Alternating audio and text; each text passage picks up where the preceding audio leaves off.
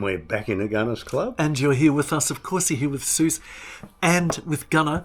And I'm getting air conditioning put into the apartment. It's getting quite hot. But I spoke to my wife and I thought, why even bother? Let's just do something else. Let's just buy Greenland. Buy it? Just take it. Well, I know someone who's got their mind and their hands on Greenland at the moment. Who would that be? My main man, Mr. Trump. President, 45th and 47th President of the United States. It's not a new idea to want to take Greenland. Around the time that Alaska was purchased, around 1867. That was from Russia. That was purchased from Russia, but there was also an offer that was put in to Denmark to acquire Greenland. And apparently Russia wants it back. Maybe they want to buy it. Well, look, it's the seller's market at the moment, not a buyer's market. It was a little bit different.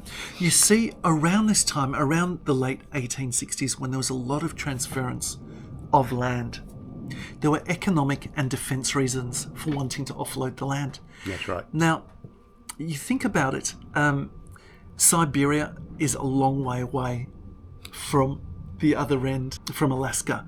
And imagine if you've got a federation that's trying to control all of that. It was basically impossible. It was impossible for the Russian state to be able to control all of that land. It was useful, and the resource at that time really was timber, and it was furs. Yeah, and that's right. very much the same thing as well with Canada.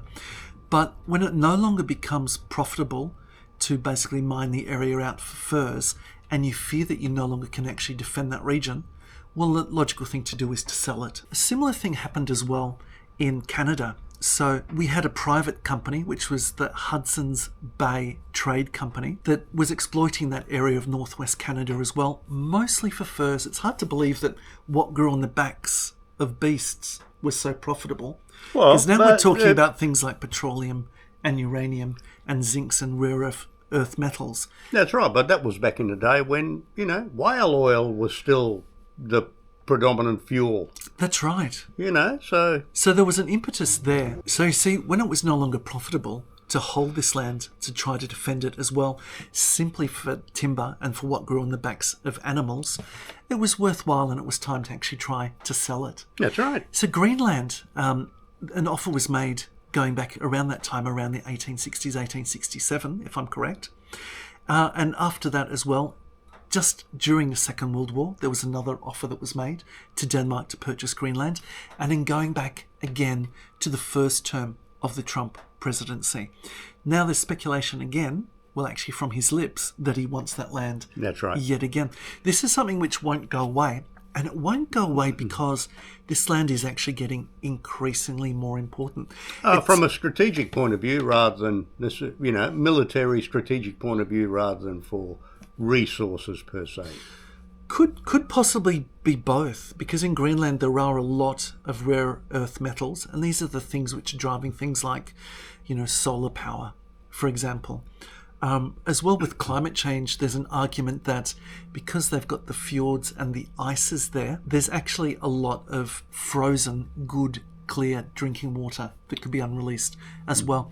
For defence purposes too, because in that area, if you look at the top of your globe, you'll notice there's countries with a lot of military interest there. Oh, yeah. Russia, of course, China increasingly, and there's a lot more shipping that's going on as well. The shipping lanes are starting to open up as there's less frozen water. That's right. In that area. But what would it mean? What would it mean if Trump actually acquired Greenland? How would it happen? And what would be the implications? Well, Greenland's an interesting country in that it's a semi-autonomous government. It's still officially owned by Denmark.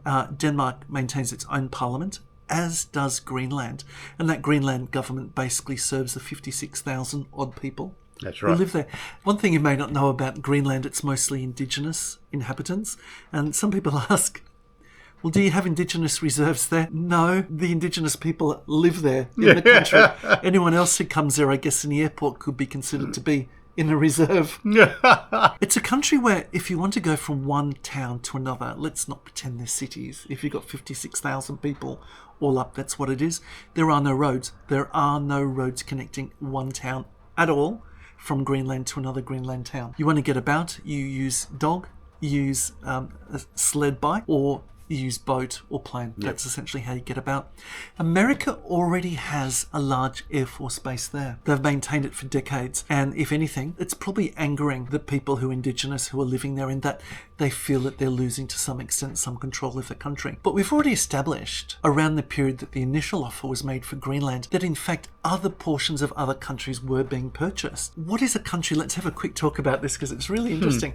Treaty of Westphalia was around the 1650s or so, and what they were trying to work out to do is you had a whole lot of European principalities. Let's give them the power so that they're recognised by the other states in Europe, and not only that, but they can act in the interests of their people independently of the empire, of the Holy Roman Empire. Essentially ratified a previous treaty. Treaty of Westphalia came in. Germany seemed to be a bit of a loser in that area, losing things like Alsace and part of Sweden. Holland became recognised, independent from Spain. Well, they haven't changed their national anthem yet. Probably get into that.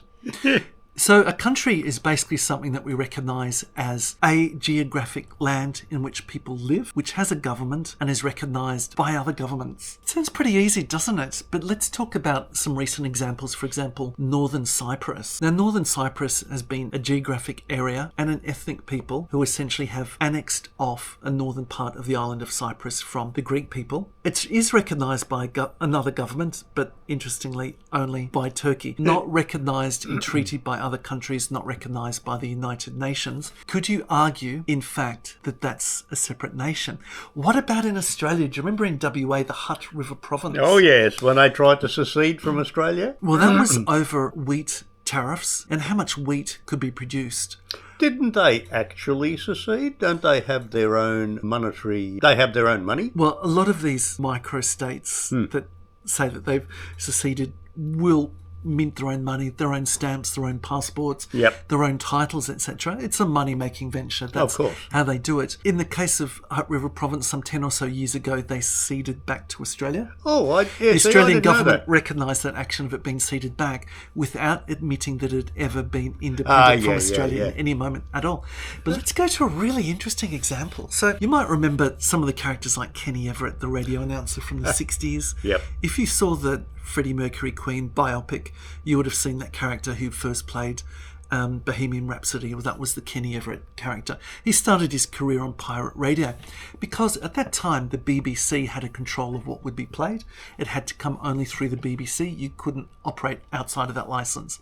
They played roughly 1 hour of pop music per week during the time of the Beatles and the Stones, when that's what young people wanted to hear. Now, the British government got rid of most of those, but not all of those. And there was one that was left some 7 or so miles in the North Sea off the coast of England. Effectively, one chap who started his own pirate radio station, he left one of the towers when effectively it was reclaimed by the government and went to one called Ruff's Tower. He set up on camp on that and proclaimed his own government, the Principality of Sealand, Sealand. If you have a look at the internet today, at their site, you can buy your own lordship from that place. You could become a baron or baroness if you wanted to. At that stage, if you were 3 miles off the coast of territory, you were in international waters. You could do that. And effectively, he declared himself to be independent. Now, the British government got very upset, hauled him to court to try him over a matter, I think from memory it was tax. And the courts found that because he was in international waters, they couldn't try him. So he was returned. So when we're talking about recognition, the fact that the English courts couldn't try him was sort of a bit of a de facto recognition there. England decided they'd extend their powers and extend the territorial waters out from 3 miles to 6 miles. That brought him, to 7 miles. That brought him just within the territorial waters, but he got wind of that. The day before that declaration was made, he too made the same declaration, effectively meaning that if you were to compromise in the middle between the land claims, he owns a significant portion of real estate in England. Now, the English didn't like this. Through freedom of information, they've actually got files that show what was requested for a military action against Sealand, against that old artillery base. Now, remember, you have to have a person who's permanently there, and they say that the population is mostly one person who lives there. They do have their own chapel, and it contains some holy books. And he said freedom of religion is something which is practiced there. And there is also a prison down the very bottom level, which is under the watermark. They were attacked. He's had a number of people try to attack him. At one stage, he had a delegation of lawyers, Dutch and German, actually come and attack him. And the father, who was the reigning monarch, was kidnapped. He was taken back to Germany, escaped, came back with a group of mates and retook the island. The coup d'etat was ended. They re-stormed that artificial island and took it back. That's quite something. But having done that, he actually detained one of them, called him Mr. Putz, which is German for cleaning, made him clean the toilets and then held him down in the cell. Germany sent an official German diplomat and they negotiated and paid a hostage to have him released. Now that effectively, you could argue, is the recognition from another state in that a diplomat was sent to do that. Really interesting. Going back to Greenland, do you want to take Greenland? It's a little bit more difficult because it's an autonomous territory, which means it actually has to go through both parliaments. It has to go through both the Parliament of Denmark and also the Parliament of Greenland. Getting it through the Parliament of Greenland would be particularly difficult. Now, if Denmark seemed to be hard up financially, they might consider it. I'm not suggesting that they would. But because of the ethnic breakdown of the people living in Greenland and the fact they are economically already supported by Denmark, I really don't see that happening at all. If the idea is to exercise power, remember diplomacy is always the best way to do that. Exercising soft power, which is something you really only can do if you have hard power. Exactly it right. It wouldn't be hard for America to take, for example, the Suez Canal, or what's the one which has been... Panama Canal, because Panama doesn't have any active troops at all. But again, diplomacy is something which is all important. You know, Trump has said that it might be an idea for Canada to join them. Effectively would make it the 47th state of the US. 51st. Well, no, there's only 46 states in the US and 4 Commonwealths. Okay. Technicalities. In law, technicalities are everything. If you have a look at the constitutions of the states and the Commonwealths, you'll note that there are only 46 states, 4 Commonwealths at the moment. Or the other thing would be Canada could retort and say, why don't we have you as the 11th province? Yeah. That would be quite interesting. Canada's, again, a different kettle of fish because their history is very different. To a large extent, trade has been dependent on England. I recognise it's swung in favour of the United States now, particularly through the NAFTA agreement and the treaty which now replaces that. NAFTA too. But also... It's got a slightly different name. See one of my previous videos. You've got 2 very different groups, ethnic groups.